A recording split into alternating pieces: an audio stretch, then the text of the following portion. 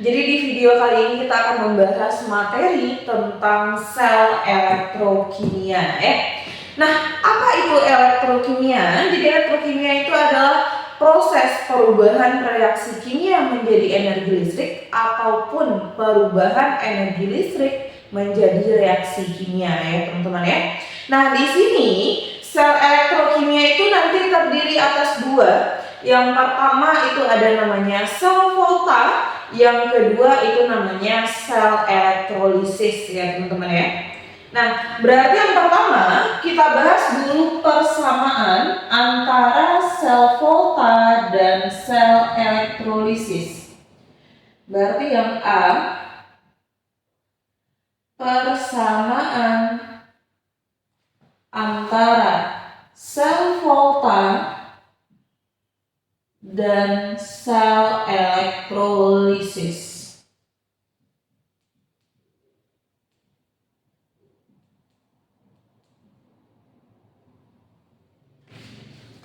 Nah, untuk persamaan yang pertama itu di sel volta maupun di sel elektrolisis teman-teman, itu reaksi yang terjadi adalah reaksi redoks ya teman-teman ya. Berarti yang pertama itu reaksi yang terjadi reaksi redoks.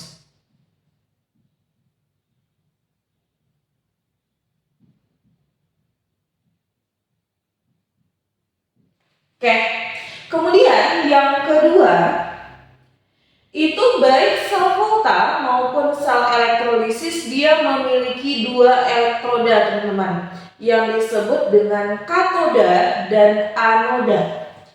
Berarti memiliki dua elektroda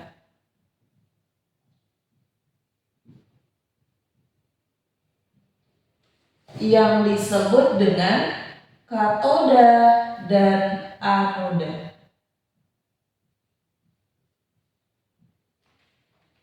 Nah, kemudian pada anoda itu nanti terjadi reaksi oksidasi.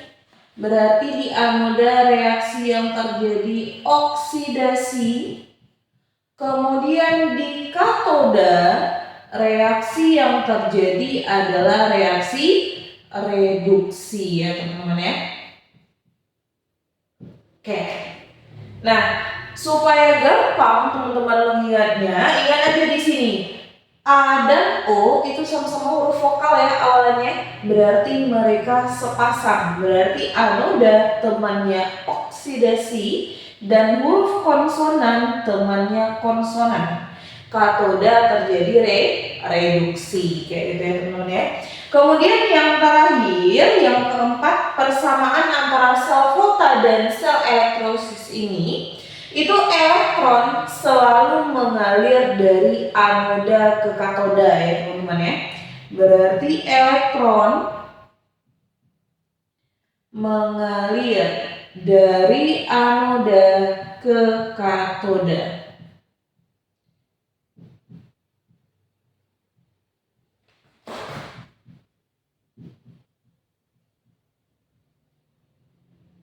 Oke, jadi itu adalah persamaan antara sel volta dan sel elektrolisis.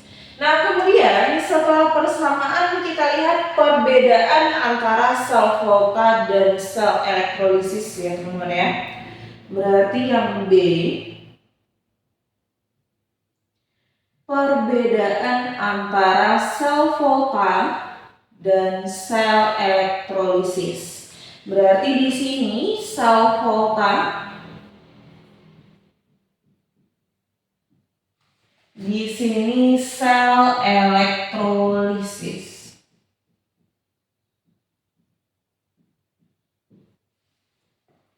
Nah, perbedaan pertama itu pada sel volta terjadi perubahan dari reaksi kimia menjadi energi listrik ya teman-teman ya.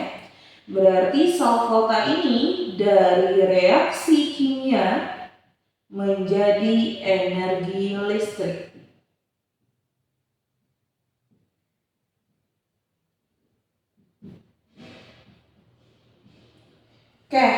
Sedangkan sel elektrolisis itu dia perubahan dari energi listrik menjadi reaksi kimia. Jadi kebalikannya teman-teman ya. Dari energi listrik menjadi reaksi kimia.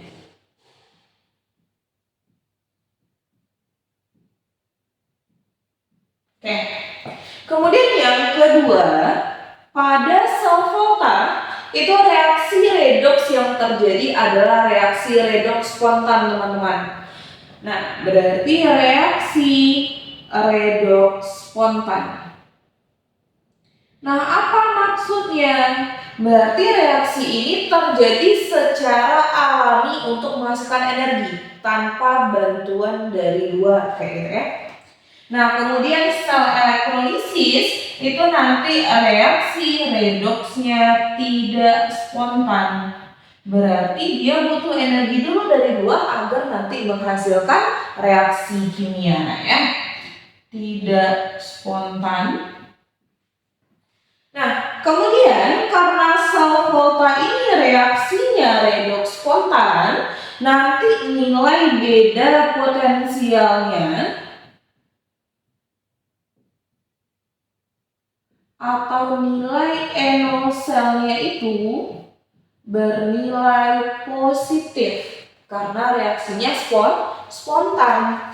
Kemudian kalau sel elektrolisis nilai NO selnya nanti negatif karena reaksinya tidak spontan kayak itu teman-teman.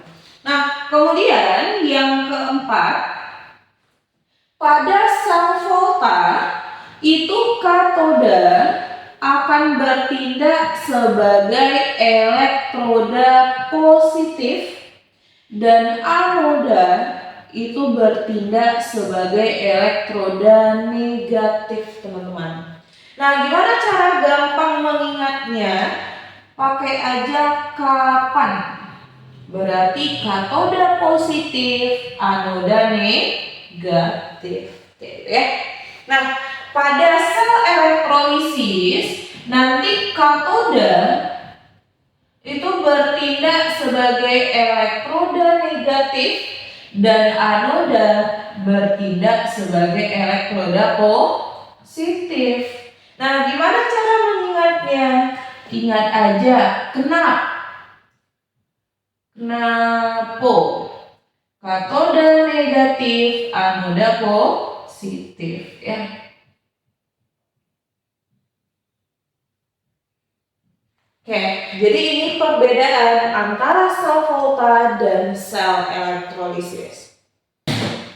Nah, kemudian teman-teman semuanya, kita bahas yang pertama mengenai sel volta. Berarti bagian pertama itu kita bahas mengenai sel volta ya teman-teman ya.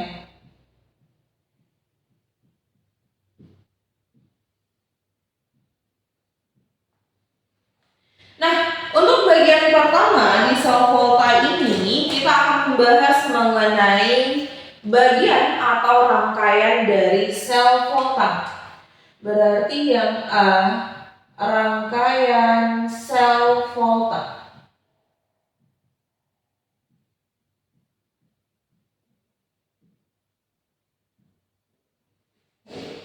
Oke, teman-teman ya.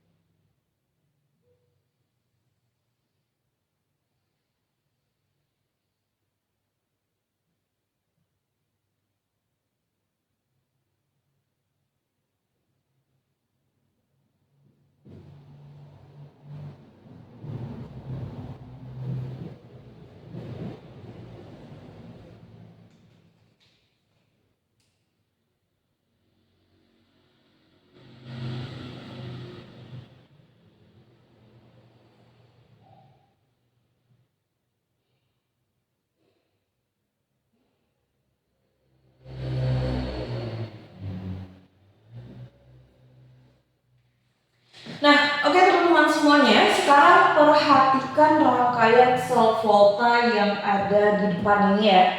Nah, berarti yang nomor 1 itu ada namanya anoda atau elektroda negatifnya. Nah, berarti yang nomor 1 ini bertindak sebagai anoda. Berarti 1. Anoda tadi fungsinya apa? Tempat terjadinya oksidasi, teman-teman. Terjadinya oksidasi ya, teman-teman ya. Oke. Kemudian yang nomor 2 itu elektroda positifnya. Berarti ini adalah katoda. Katoda ini berarti tempat terjadinya reduksi, teman-teman. Terjadinya reduksi. Nah, kemudian yang ketiga itu ada larutan yang digunakan ya, teman-teman ya. Jadi untuk larutan yang digunakan di sel elektrokimia itu nanti harus berupa larutan elektrolit. Nah, karena apa? Karena larutan elektrolit itu kan larutan yang dapat menghantarkan arus listrik ya, teman-teman ya. Nah, jadi karena kita berhubungan dengan energi listrik di sini, jadi larutan yang digunakan harus berupa larutan elektrolit ya. Jadi di sini yang nomor 3 itu berupa larutan elektrolit. Itu larutan yang dapat menghantarkan listrik. Yang dapat menghantarkan arus listrik. Oke. Kemudian yang keempat itu ada namanya jembatan garam ya, teman-teman ya. Jadi yang ini dikatakan dengan jembatan garam. Nah, apa fungsi jembatan garam pada sel volta? Itu tujuannya adalah untuk menetralkan muatan yang ada di anoda dan katoda ya. Berarti menetralkan muatan. Oke. Di anoda dan katoda. Oke, teman-teman ya. Nah, kemudian yang nomor 5 ini itu voltmeter. Voltmeter nanti ini akan menunjukkan berapa energi listrik yang dihasilkan selama sel volta ini berlangsung ya. Nah, ini juga bisa nanti diganti dengan lampu ya, teman-teman ya, kalau mau melaksanakan praktikum sel volta nantinya. Berarti ini voltmeter. Oke. Nah, oke teman-teman, jadi sekarang kita akan membahas cara kerja dari sel volta ini ya, teman-teman ya. Nah, di sini itu ada elektroda negatif atau anoda ya. Jadi di sini kita misalkan logam yang digunakan sebagai anoda itu misalnya logam Zn. Kemudian logam yang kita gunakan sebagai katoda misalnya logam Cu ya, teman-teman ya. Nah, dan lautan elektrolit di anoda itu ZnSO4. Kemudian larutan di katodanya CuSO4 ya, teman-teman ya. Berarti di anoda ini nanti terdapat ion Zn2+ dan ion SO4 2- ya, teman-teman ya. Kemudian pada katoda nanti akan terdapat ion Cu2+ dan ion SO4 2-. Nah, kita misalkan di sini larutan garam yang kita gunakan itu adalah NaCl ya, teman-teman ya. Nah, jadi prosesnya nanti logam Zn di anoda akan teroksidasi membentuk ion Zn2+. Sehingga nanti di anoda ini akan kelebihan ion Zn2+. Nah, kemudian elektron yang dihasilkan dari oksidasi ini nanti akan bergerak dari anoda menuju katoda. Nah, nanti elektron ini akan ditangkap oleh ion Cu2+, sehingga ion Cu2+ ini akan tereduksi membentuk endapan Cu ya teman-teman ya. Nah, sehingga di katoda ini akan kelebihan ion SO4 2-. Nah, kemudian kelebihan muatan yang ada di anoda dan katoda ini itu nanti akan dinetralkan oleh garam ini teman-teman. Nah, garam kita di sini kan NaCl ya, berarti ada ion Na+ dan Cl- di sini. Nah, karena di anoda tadi kelebihan ion positif, berarti yang akan bergerak menuju anoda itu adalah ion Cl- dari garamnya. Jadi di sini nanti ada ion Cl- ya, teman-teman ya. Kemudian karena di katoda kelebihan ion negatif yang akan masuk ke sini itu adalah ion Na+-nya, kayak gitu ya. Nah, jadi nanti berapa energi listrik yang dihasilkan pada reaksi ini itu nanti akan ditampilkan di voltmeter, teman-teman. Oke, jadi itu dia cara kerja dari sel volta. Nah, setelah kita bahas mengenai rangkaian sel volta, teman-teman, selanjutnya kita akan membahas mengenai notasi sel volta atau diagram sel volta. Berarti yang B itu kita bahas notasi atau diagram sel volta.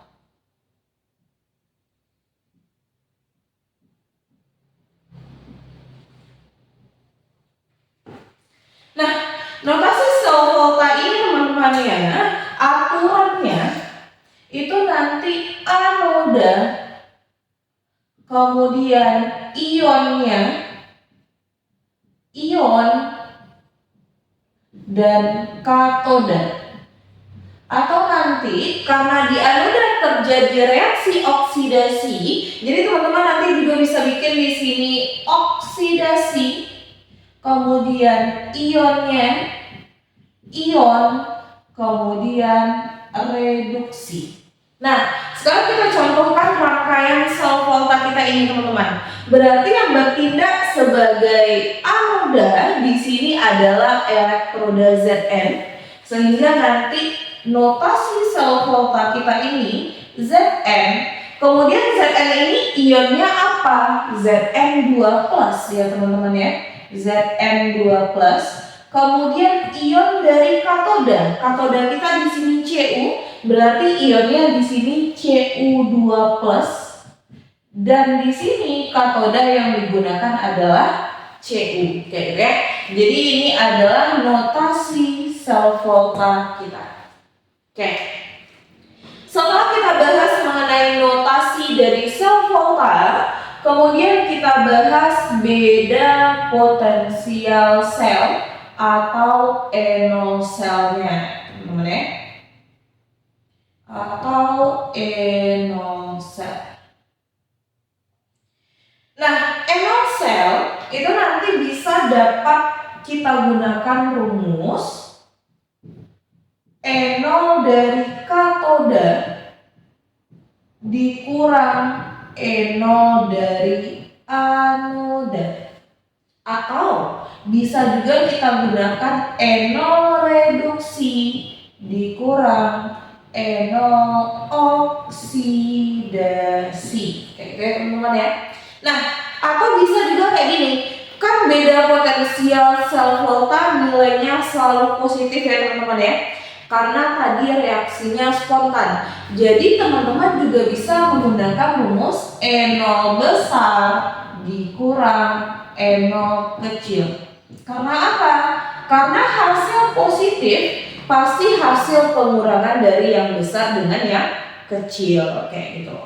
Nah, ini rumus yang kita gunakan untuk menentukan enol selnya.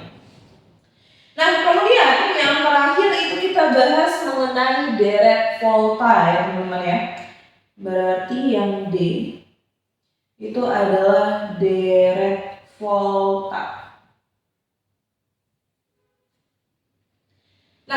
deret volta. Jadi ini adalah urutan logam berdasarkan nilai potensial reduksinya, teman-teman.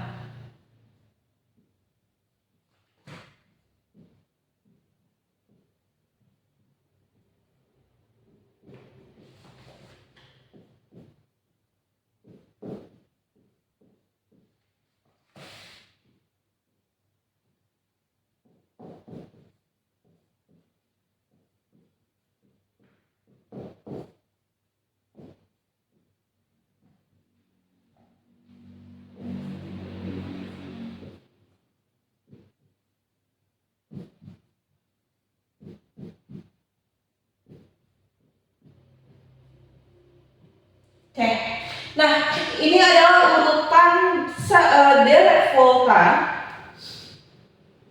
Oke, nah teman-teman semuanya, jadi ini adalah urutan deret volta dari Li ke Au ya teman-teman ya.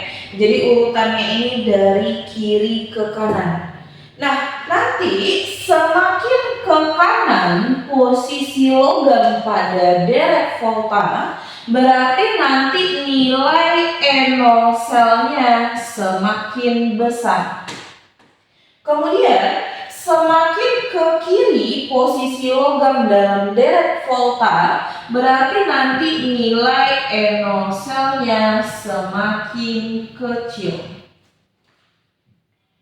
Nah, kemudian semakin ke kanan posisinya, berarti nanti dia akan mengalami reduksi sehingga dia bertindak sebagai katoda. Oke ya. Kemudian kalau di kiri posisinya, berarti nanti dia akan mengalami oksidasi, berarti nanti dia bertindak sebagai anoda. Kayak gitu ya teman-teman ya. Kemudian kalau dia tereduksi, berarti nanti sifat oksidatornya semakin kuat. Kalau dia teroksidasi, berarti nanti sifat reduktornya semakin kuat. Nah, kemudian semakin ke kiri posisi logam tersebut di deret volta, nanti kereaktifan semakin besar ya teman-teman ya. Berarti di sini kereaktifannya semakin besar. Berarti kalau nanti semakin ke kanan posisinya, kereaktifannya semakin kecil. Oke. Jadi ini dia deret volta ya. Nah, oke teman-teman semuanya. Jadi kita lihat contoh soal dari sel volta ini ya teman-teman ya. Nah, soal yang pertama, jika diketahui nilai E0 sel dari Sn itu adalah minus 0,14, kemudian E0 dari Ag itu plus 0,8, maka potensial standar sel tersebut adalah, berarti di sini kita disuruh menentukan nilai E0 selnya. Nah, E0 sel itu rumusnya adalah E0 katoda dikurang E0 anoda, atau E reduksi dikurang E oksidasi, atau biar gampang E besar kurang E kecil, kayak gitu ya teman-teman ya. Nah, berarti di sini seperti yang kita lihat pada data, itu nilai E0 yang besar itu adalah nilai E0 si Ag. Kemudian yang lebih kecil itu adalah E0 dari Sn. Nah, berarti di sini E0 besar dikurangi E0 kecil. Yang besar siapa? Ag. Berapa nilainya? 0,8 dikurang min 0,14 ya teman-teman ya.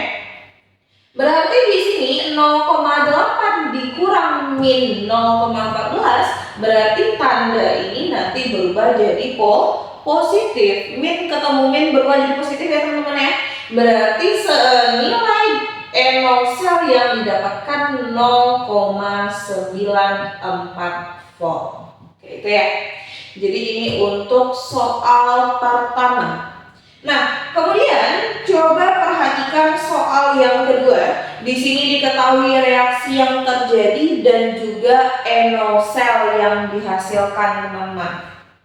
Nah, dari reaksi pertama itu kita perhatikan ada P plus ditambah Q menghasilkan P ditambah Q plus ya teman-teman ya. Berarti dari reaksi yang pertama ini P biloxnya dari plus 1 jadi 0. Berarti P di sini mengalami reduksi dan Q dari 0 jadi plus 1, biloxnya naik berarti mengalami oksidasi. Nah, di sini kalau dia mengalami reduksi itu posisinya di sebelah kanan. Kalau mengalami oksidasi posisinya di sebelah kiri ya teman-teman ya.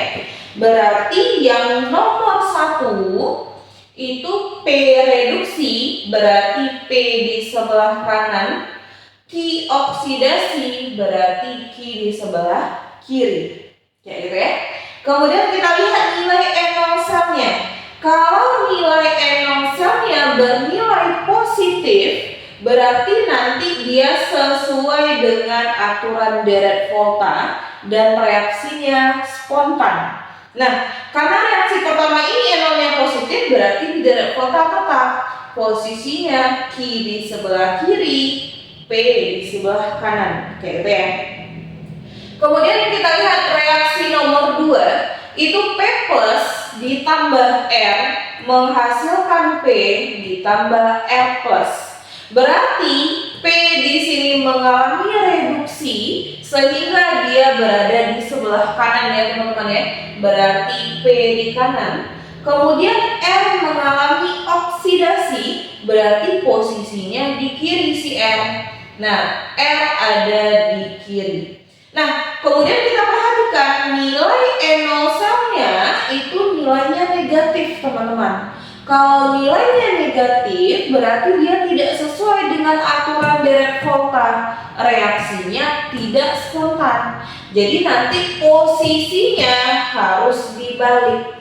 Sehingga jadi P di kiri, R di kanan. Kayak gitu ya. Nah, kemudian yang ketiga, Q plus ditambah R menghasilkan Q ditambah R plus. Berarti di sini Q mengalami reduksi, R mengalami oksidasi. Reduksi di kanan, oksidasi di kiri. Berarti di sini Q posisinya di kanan, R posisinya di kiri. Kemudian kita perhatikan nilai NO cell-nya. NO cell-nya juga bernilai negatif. Berarti juga tidak sesuai dengan aturan deret volta, teman-teman.